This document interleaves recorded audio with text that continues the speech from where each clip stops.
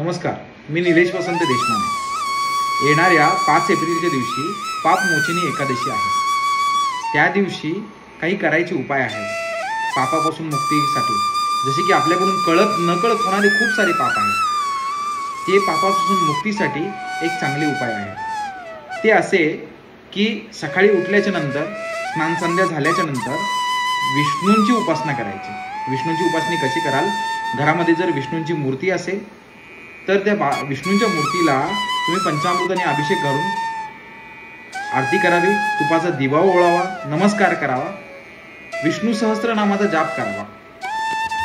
त्यानंतर ओम नमो भगवते वासुदेवाय याचा जाप करावा, जितका जमेल तितका उत्तम।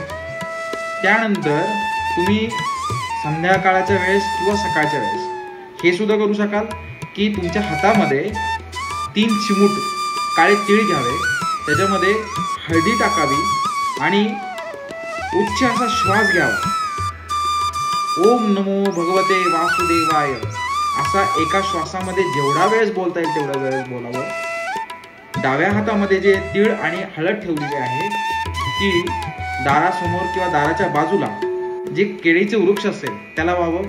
जर दारासमोर केळीचे वृक्ष नसेल तर तुळशीला वृंदावनाला व्हावं। असे केल्याने तुमचे पाप क्षय होण्यास मदत होईल।